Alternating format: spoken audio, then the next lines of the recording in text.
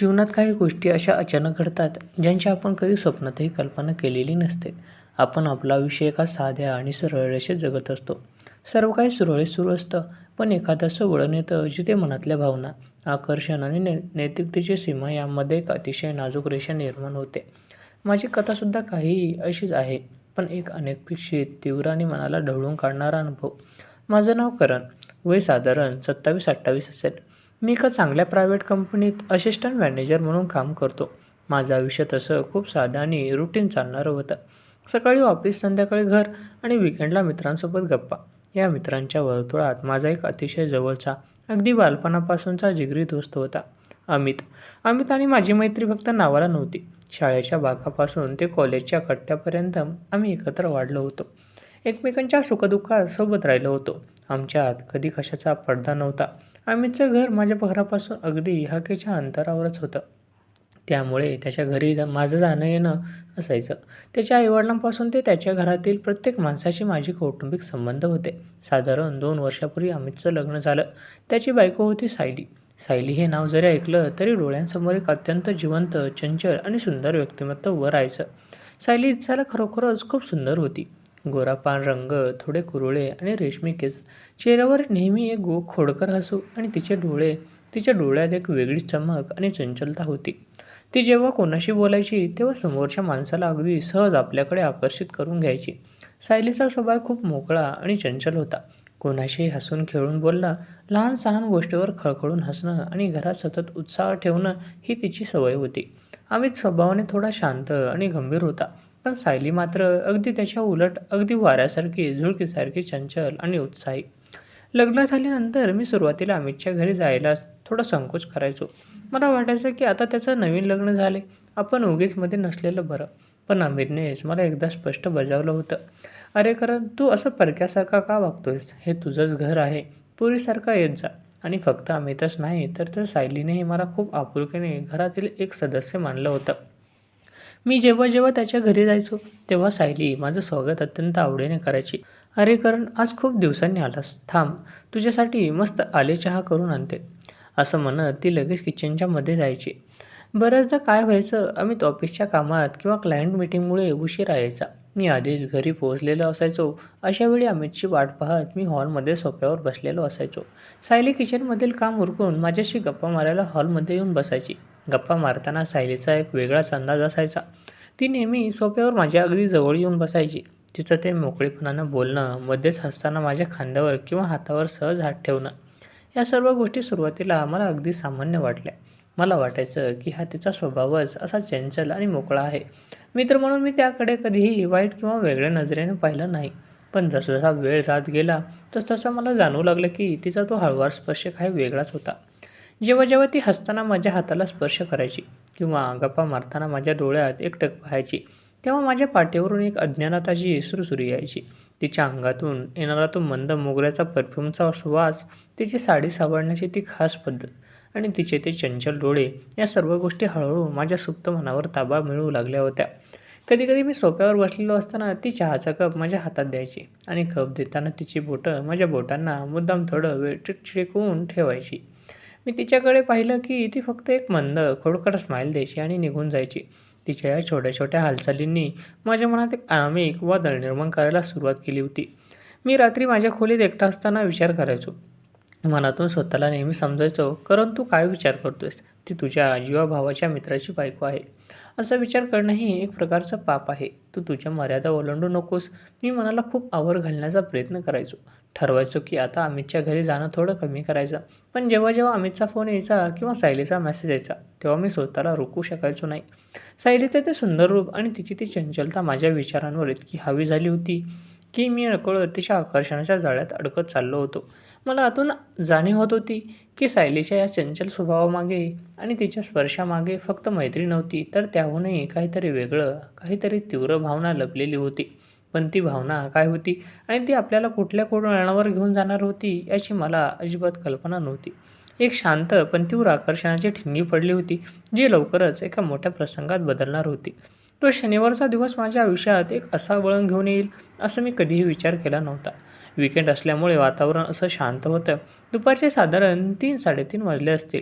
मी माझ्या खोलीतून बसून लॅपटॉपवर काहीतरी काम करत होतो. तितक्यात माझ्या फोनची रिंग वाजली. स्क्रीनवर अमितचं नाव दिसलं. मी फोन उचलला. बोल अमित, काय म्हणतोस? अरे करण, कुठे आहेस? आज विकेंड आहे, घरी असशील ना? संध्याकाळी घरी ये ना, आपण दोघे मस्त बसू, मॅच पाहू आणि सोबतच जेवू. खूप दिवस झाले आपण निवांत बसलो नाही, अमित उत्साहाने म्हणाला. मी थोडा विचार केला. मनाच्या एका कोपऱ्यात सायलीचा विचार आला आणि एक भीतीची लहर उठली. पण अमितचा आग्रह इतका होता की मी त्याला नाही म्हणू शकलो नाही. ठीक आहे, मी निघतो 6 वाजेपर्यंत, असं म्हणत मी त्याला सांगितलं. संध्याकाळी 6च्या सुमारास मी अमितच्या घराच्या सोसायटीत पोहोचलो. लिफ्टने वर जाताना माझं हृदय उगाचच वेगाने धडधडत होता.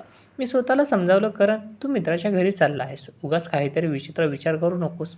मी त्याच्या फ्लॅटच्या दरवाजापाशी आलो आणि बेल वाजवली. थोड्याच वेळात दरवाजा उघडला, पण समोर अमित नव्हता. समोर सायली उभी होती.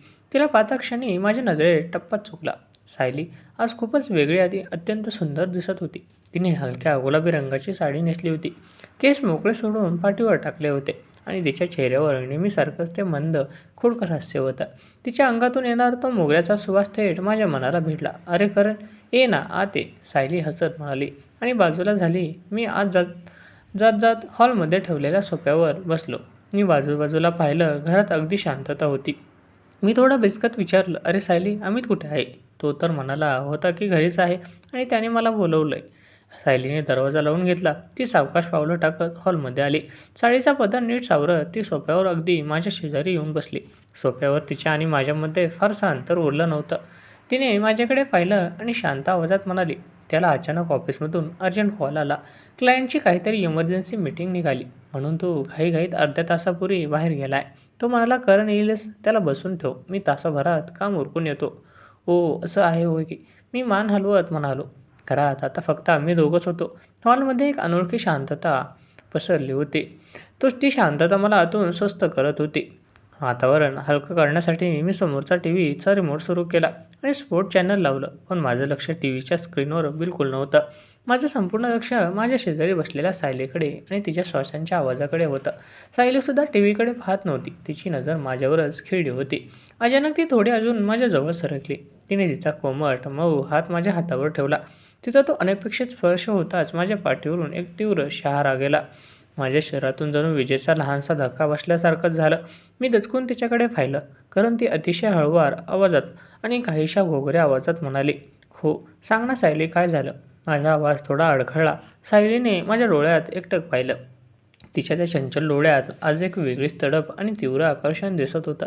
ती म्हणाली, तू नेहमी माझ्याशी असं अंतर ठेवून का राहतोस? मी तुझ्याशी बोलायला, तुझ्याशी जवळ येण्याचा प्रयत्न करते, पण तू नेहमी मागे हटतोस. मी दिसायला वाईट आहे का, की तुला मी आवडत नाही? तिने थेट असा प्रश्न विचारल्यामुळे मी पूर्णपणे भांबावून गेलो. माझी जीभच अडखळायला लागली. सायली, असं काही नाही. तू खूप सुंदर आहेस, पण तू अमितची बायको आहेस. तो माझा जीवाभावाचा मित्र आहे. आपण असं. माझं वाक्य पूर्ण व्हायच्या आधीच सायलीने तिचा दुसरा हात माझ्या गालावर ठेवला. तिचा मऊ बोटांचा स्पर्श माझ्या गालाला झाला आणि माझ्या मनातील विचारांची साखळीच तुटली. मला माहीत आहे तू विचार करतोयस, कारण ती माझ्या अगदी जवळ येत आणि तिच्या श्वासांच्या उष्णता माझ्या चेहऱ्यावर जाणे इतक्या जवळ येऊन म्हणाली, पण आज मला काहीच ऐकायचं नाही आहे. नैतिकतेचे आणि समाजाचे नियम मला आज सांगू नकोस. मी तिला थांबवण्याचा शेवटचा प्रयत्न केला. मी तिचा हात हळूच बाजूला करण्याचा प्रयत्न करत होतो. सायली, प्लीज समजून घे, हे चुकीचं आहे. अमित कधीही येईल आणि आपण त्याच्या विश्वासाचा घात. पण सायलीने माझं ऐकलं नाही. तिने तिची बोटे माझ्यामध्ये बोटांमध्ये गुंफली. तिच्या या स्पर्शात एक अशी ताकद आणि मिठीत ओढणारा असा एक दबाव होता की मी विरोधच करू शकलो नाही. तिने मला सोफ्यावरून उठवलं. तिच्या डोळ्यातील ती तीव्र भाव मला घाबरवणारे तर होतेच, पण त्याहूनही जास्त मला तिच्याकडे खेचून घेणारे होते. तिने माझा हात सोडला नाही. मला काही समजायच्या आतच तिने माझा हात धरून मला थेट तिच्या बेडरूममध्ये दिशेने नेलं. माझं मन मला रोखत होतं. माझं शरीर आणि माझ्या आतील सुप्त भावना सायलीच्या त्या तीव्र आकर्षणापुढे पूर्णपणे शरण आल्या होत्या. सायलीने माझा हात धरून मला जेव्हा बेडरूममध्ये आणलं, तेव्हा माझं हृदय इतक्या वेगाने धडधडत होतं की त्याचा आवाज मला स्वतःला ऐकू येत होता. बेडरूममध्ये शिरताच तिने मागूनच हळूच दरवाजा लावून घेतला आणि कडी लावली. तो लाकडी कडीचा आवाज खट असावा झाला आणि माझ्या छातीत धडधड वाढली. खोलीत अतिशय शांत आणि मंद वातावरण होतं. खिडकीतून येणारा संध्याकाळचा हलका पिवळसर प्रकाश आणि खोलीत दरवळणारा तोच मोगऱ्याचा सुगंध, या सगळ्यामुळे तिथली हवा एका वेगळ्याच रोमॅन्टिक आणि भावनिक तीव्रतेने भरून गेली होती. मी वळून सायलीकडे पाहिलं. ती दरवाजाला टेकून उभी होती आणि तिच्या चेहऱ्यावर एक असीम समाधान आणि माझं मन जिंकल्याचा भाव होता. सायली प्लीज, मी पुन्हा एकदा माझ्या मनातील शेवटचा संयम गोळा करून अत्यंत हळू आवाजात म्हणालो. आपण हे काय करतोय हे योग्य नाही आहे. अमितचा विचार कर. पण सायलीने तिच्या हाताच्या तर्जनी बोटे हळूच माझ्या ओठांवर ठेवली. तिचं बोट अतिशय मऊ आणि थोडे कंप पावत होतं. शू, ती अतिशय मऊ आणि रेशमी आवाजात म्हणाली. आज अमितचा, या जगाचा किंवा कोणाचाही विचार करू नकोस करण. आज फक्त तुझा आणि माझा विचार कर. मला माहीत आहे तुझ्या मनात काय चाललंय. तू स्वतःला रोखायला खूप प्रयत्न केलास, पण तुझे हे डोळे सर्व काही सांगून जातात. असं म्हणत तिने तिचा हात माझ्या ओठांवरून खाली आणला आणि माझ्या गळ्याभोवती दोन्ही हात टाकले. ती माझ्या इतकी जवळ आली की तिच्या प्रत्येक श्वासाची उष्णता मला माझ्या चेहऱ्यावर, माझ्या गळ्यावर जाणवत होती. तिचे मोकळे केस माझ्या चेहऱ्याला स्पर्श करत होते. तिच्या अनपेक्षित आणि तीव्र स्पर्शाने माझ्या मनातील भीतीची आणि नैतिकतेची शेवटची भिंतही फार उद्ध्वस्त झाली. मी मनात बांधून ठेवले सर्व बंध उधळून गेले. सायलीने तिचे डोळे मिटले आणि हळूच तिचे ओठ माझ्या गालावर टेकवले. तो स्पर्श इतका हळूवार, कोमट आणि भावनिक होता की माझ्या अख्ख्या शरीरातून विजेची एक तीव्र लहर पसरली. माझ्या हातातील ताण निघून गेला. मी नकळत माझे दोन्ही हात तिच्या पाठीवर ठेवले आणि तिला हळूच जवळ ओढलं. तिच्या साडीचा तो रेशमी स्पर्श आणि तिच्या शरीराची ती ऊब अनुभवताच माझ्या सर्व शंका फार विरघळून गेल्या. सायलीने तिचं कपाळ माझ्या कपाळावर टेकवलं. आम्हा दोघांचा श्वास वेगाने चालले होते. कारण तुला कल्पना आहे मी या क्षणाचा किती वाट पाहिली आहे. ती अगदी मनापासून घोगऱ्या आवाजात म्हणाली. अमित खूप चांगला आहे, पण तुझा हा शांत स्वभाव, तुझी ही नजर मला नेहमी तुझ्याकडे खेचून घ्यायची. तिचे हे शब्द ऐकून माझ्या मनातील उरलीसुरली अपराधीपणाची भावना कुठले कुठे पळून गेली. मी तिचे दोन्ही हात माझ्या हातांमध्ये घेतले आणि तिच्या बोटांवर माझे ओठ टेकवले.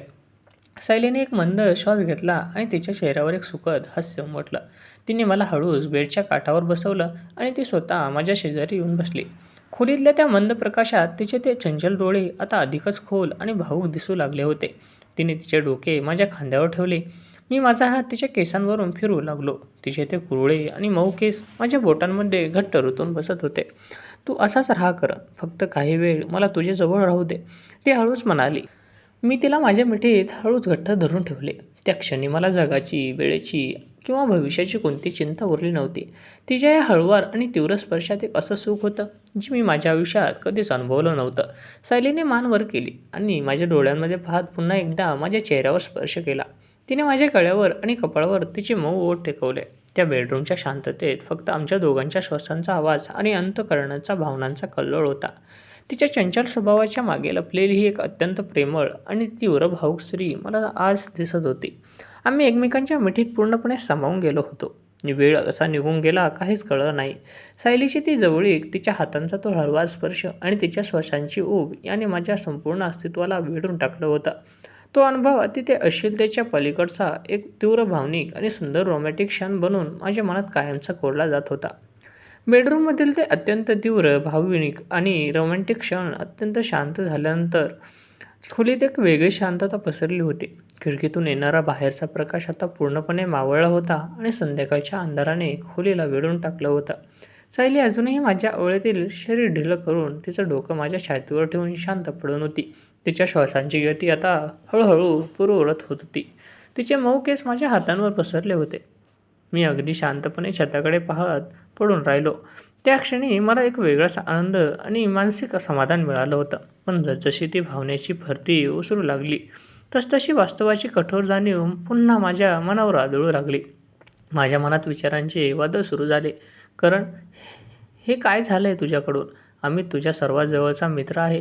त्याने तुझ्यावर नेहमी स्वतःच्या भावनासारखा विश्वास ठेवला आणि आज तू त्याच्याच घरात, त्याच्याच बेडरूममध्ये.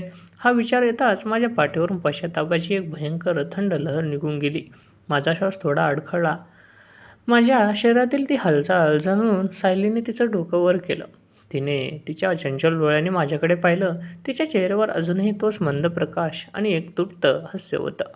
काय झालं करण? काय विचार करतोयस? तिने माझा हात तिच्या दोन्ही हातांमध्ये घेत अतिशय मायेने विचारलं. मी हळूच उठून बेडच्या काठावर बसलो. डोक्याला हात लावून मी खाली पाहत होतो. सायली, जे घडलं ते खूप सुंदर होतं. मला आयुष्यात असा भावनिक आणि रोमॅन्टिक अनुभव कधीच मिळाला नव्हता. पण पण अमित, आपण त्याच्या विश्वासाचा घात केलाय सायली. जेव्हा तो माझ्या डोळ्यात पाहेल तेव्हा मी त्याच्याशी कसं नजरेला नजर मिळवून बोलेन? माझ्या आयुष्यातील तो पश्चाताप आणि भीती सायलीला स्पष्ट जाणवली. तीसुद्धा बेडवरून उठून माझ्या शेजारी बसली. तिने तिच्या साडीचा बदर अतिशय व्यवस्थित सावरला. मग तिने हळुवारपणे माझा हात तिच्या हातात घेतला आणि माझ्या चेहऱ्याकडे वळून पाहिलं. "करण, माझ्याकडे बघ," ती ठामपणे अतिशय मऊ आवाजात म्हणाली. मी तिच्याकडे पाहिलं. तिच्या डोळ्यात पश्चातापाचा एकही थेंब नव्हता. उलट एक अफाट समंजसपणा होता. जे काही घडलं ते पूर्णपणे माझं होतं. "मी तुला या सगळ्याकडे खेचून आणलं," ती पुढे म्हणाली. "पण मला सांग, जेव्हा तू माझ्याजवळ आलास तेव्हा तुझं मन खोटं होतं का? नाही ना?" ही एक अशी भावना होती करण, जी आपण दोघेही खूप दिवसांपासून आतल्या आत दाबून ठेवत होतो. आज ती भावना बाहेर आली.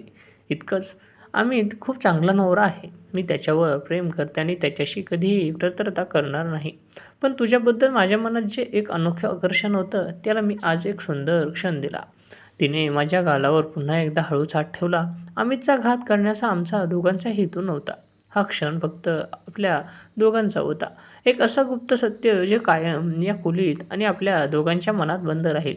तू याला पश्चातापाचं ओझं बनवू नकोस. या आठवणीला एक सुंदर वळण म्हणून एक मनात ठेव."